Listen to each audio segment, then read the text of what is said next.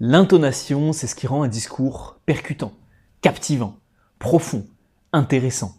Ce qui peut à la fois permettre de susciter la curiosité, démontrer son autorité à ses interlocuteurs. Mais attention, placée au mauvais endroit, l'intonation de votre voix peut vous rendre ridicule.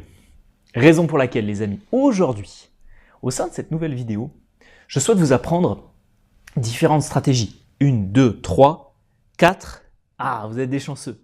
5 exercices, 5 stratégies différentes pour faire de votre voix une alliée, et une alliée de poids, sur l'utilisation de vos mots dans un discours. Nous allons voir comment bien placer son intonation et comment accentuer certains mots plutôt que d'autres au sein d'une phrase, avec, bien entendu, toujours des exemples concrets et toujours des stratégies à appliquer dans votre quotidien. Vous verrez, certaines sont antagonistes. La voix ascendante, la voix descendante à la fin d'une phrase.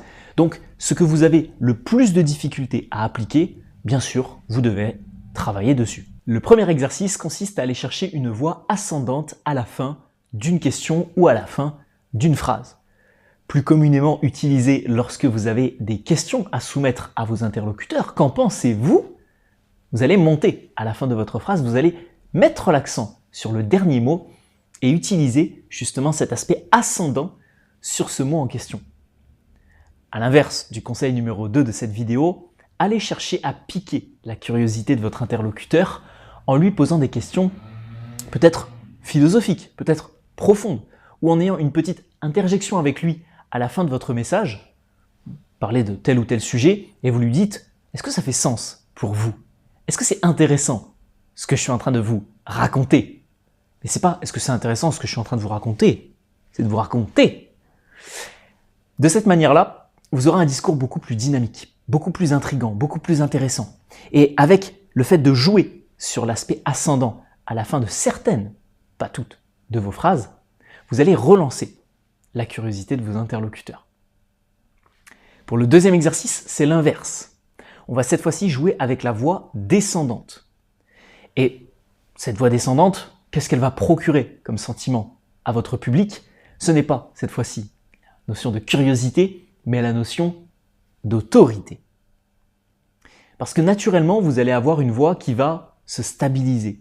Une voix qui va renvoyer un message extrêmement confiant dans ce que vous allez dire. Et c'est d'ailleurs une voix que j'utilise très souvent en vidéo, quand je vais vous donner des astuces, des conseils, à la fin de chacun des points que j'évoque, juste avant de passer au point suivant, vous pourrez voir justement que j'ai une voix extrêmement descendante. Je viens de le faire là avec vous. Cette voix descendante, elle est synonyme de confiance dans le message, elle est synonyme d'implication dans le message, et elle est synonyme d'une autorité naturelle. Deux manières de faire. La première, vous réfléchissez en termes de sonorité et vous essayez à la fin de chacune de vos phrases d'aller chercher cette voix descendante. Vous descendez dans les graves. Vous parlez des rétroprojecteurs, vous parlez, allez, on va dire du son par exemple. Ce micro est le meilleur micro que j'ai pu utiliser pour filmer des centaines et des centaines de vidéos. Je trouve que c'est le plus pratique et celui qui offre la meilleure qualité audio. Audio. Point. Soit vous vous basez, cette fois-ci, non pas sur les sonorités, mais sur le fait d'être vraiment et profondément convaincu par le message que vous allez transmettre. Et là, vous évoquez un message sur lequel vous êtes extrêmement confiant. Naturellement, vous verrez que votre voix va avoir cette sonorité descendante à la fin. Si par contre vous évoquez un message où vous n'êtes pas forcément sûr, une statistique, un chiffre, ou que vous devez parler de quelque chose dans un domaine dans lequel vous n'êtes pas expert, basez-vous peut-être plus sur les sonorités pour tromper vos interlocuteurs et afficher cette autorité et cette crédibilité naturelle. Pour la troisième stratégie, on est cette fois-ci sur le mot pivot, sur le mot le plus important de votre phrase. Alors, là, comment je peux vous recommander de travailler? Le mieux, c'est de travailler sur des textes, c'est de travailler sur de la lecture. Pourquoi? Parce que c'est ce qui va vous permettre justement d'avoir le visuel sur chaque mot, et surtout si vous avez une mémoire visuelle ou une grande part de votre mémoire qui est visuelle, ça va vous aider énormément. Vous prenez un texte, n'importe lequel, je vous prends une phrase, cette technique trois petits points, va changer ta manière de parler. Dans cette phrase, cette technique, trois petits points, va changer ta manière de parler. Quel est le mot le plus important? Est-ce que c'est le mot technique? Est-ce que c'est le mot changer? Est-ce que c'est manière de parler? Ce petit groupe de mots? Bien entendu, le mot le plus important de cette phrase, c'est changer. Parce que ce soit une technique, que ce soit un exercice, que ce soit peu importe ce que c'est, ça va changer quoi? Ta manière de parler, certes, mais le mot le plus important, c'est le mot changer.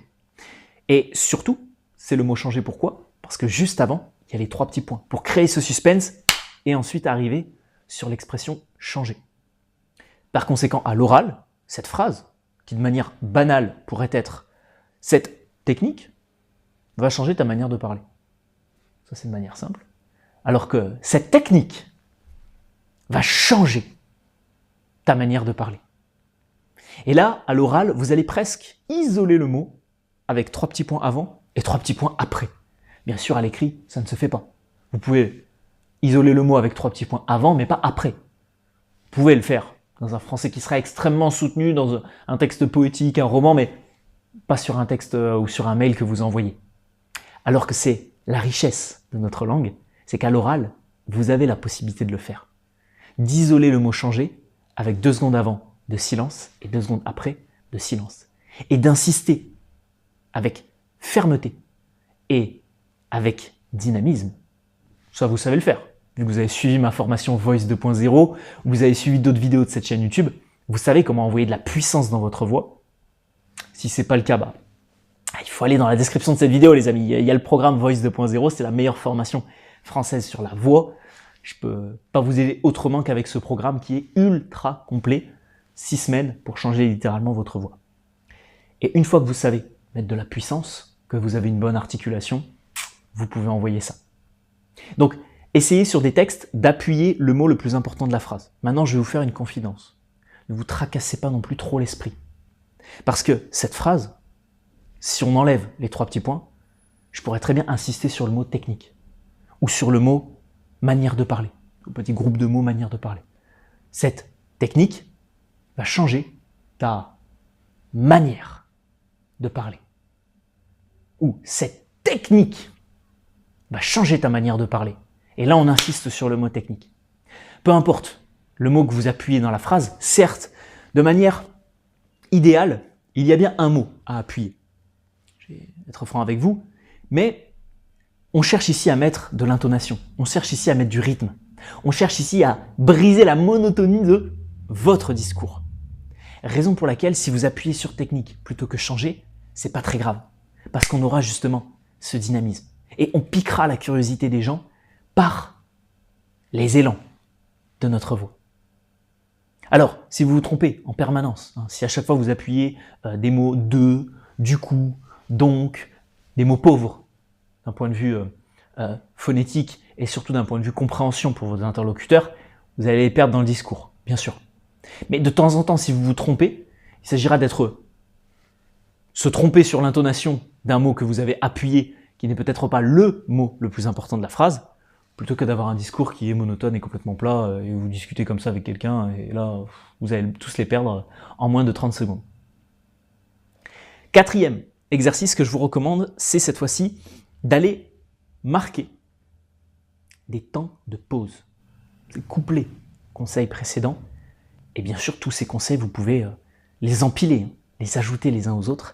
Marquez des temps de pause. La fin d'une phrase, c'est la fin d'une phrase. Si vous passez à une partie suivante dans un discours, dans un argument, peu importe, et que vous avez le sentiment qu'à l'écrit, vous reviendrez à la ligne, alors à l'oral, je vous en supplie, laissez au moins 2 secondes de silence. Vous avez la parole. Vous avez votre public qui vous écoute. Si vous êtes dans un débat et que votre interlocuteur est sans cesse en train de vous interrompre, c'est plus compliqué. Mais si vous avez la parole, que vous êtes en vidéo, que vous êtes sur un discours face à un public, que vous êtes en réunion avec vos collègues de travail, vous avez la parole. Bien sûr, le watch time de cette vidéo est petit à petit en train de diminuer. Des personnes s'en vont petit à petit et à la fin de mes vidéos, généralement, il reste à peu près 25-30% de mon audience. Mais si je laisse un blanc de 2-3 secondes, il n'y en a pas qui vont se dire « Oh là là, bah c'est bon, la vidéo elle est nulle, je m'en vais, je ne veux plus écouter les conseils suivants. » Au contraire, si je veux, cette vidéo, je peux très bien la faire durer dans le temps et je peux très bien la faire en 30 minutes. Je sais qu'il y aura à peu près toujours la même quantité de personnes qui va la regarder. Et donc, je peux faire passer mon message avec beaucoup plus de lenteur, en appuyant beaucoup plus sur certains mots. Ça ne changera pas grand-chose. Bien sûr, si une vidéo de 1 minute, enfin de 30 minutes, je peux la résumer en 1 minute, là vous en conviendrez que là forcément, le watch time risque d'être différent. Mais entre un discours qui peut tenir en 20 minutes ou en 25 minutes, vous avez votre temps. Quand vous devez développer une idée en réunion, au travail, vous avez tout le temps de la développer. Donc ne vous pressez pas trop et mettez l'intonation au bon endroit. Et n'hésitez pas, vous pouvez même jouer sur la répétition, mais n'hésitez pas à laisser des silences avant ou après les mots les plus importants que vous souhaitez marteler dans votre discours. Et enfin, 5e stratégie, d'ailleurs je vous en ai donné une bonus au passage, la répétition qui des fois peut être utile, c'est cette fois-ci d'aller jouer avec les variations de débit. C'est pour ça que dans mon programme Voice 2.0, il y a toute une partie du programme qui est sur lâcher les chevaux à l'oral. Comment réussir à parler plus vite tout en gardant une excellente articulation et prononciation. On connaît tous cette personne qui s'exprime très bien, mais qui s'exprime très lentement. Et parfois, son discours est à la limite du discours soporifique. Le meilleur discours, à mon sens, est un discours complet. En tout cas, sur la forme de ce dernier, c'est ce que nous voyons dans cette vidéo, pas question d'aller dans le fond, les tournures de phrases, les figures de style, des choses comme ça, mais sur la forme du discours, pour une belle voix. C'est tout l'enjeu de ma formation Voice 2.0, c'est de vous offrir toutes les clés d'une belle voix. Le grave, l'aigu, la vitesse, la lenteur, les silences, l'articulation, la mélodie dans votre voix, la puissance, le chuchotement, et d'être capable de savoir tout faire avec votre voix. Parce que plus vous aurez de cordes à votre arc, plus forcément vous aurez un discours qui sera intéressant et impactant. Donc n'hésitez pas à jouer sur le débit de parole pour aller rythmer un discours. Parfois être plus lent, parfois être beaucoup plus rapide dans une explication. Et peut-être par exemple sur la fin d'une phrase, là je vais beaucoup plus vite parce que vous avez compris l'essence du message.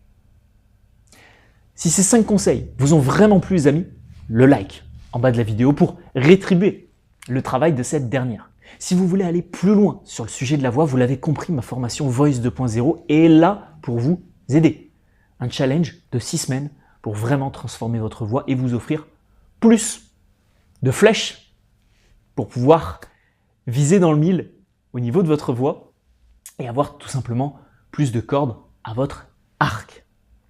Et puis, le plus important, j'ai envie de vous dire, c'est sûrement le conseil numéro 3 que je vous ai donné.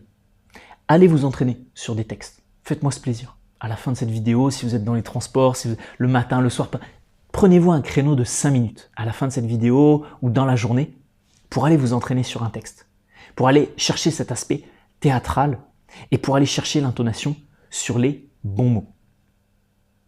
Si je peux compter sur vous, c'est que vous êtes forcément abonné à cette chaîne YouTube parce que vous prenez très au sérieux le sujet de votre communication et de votre voix.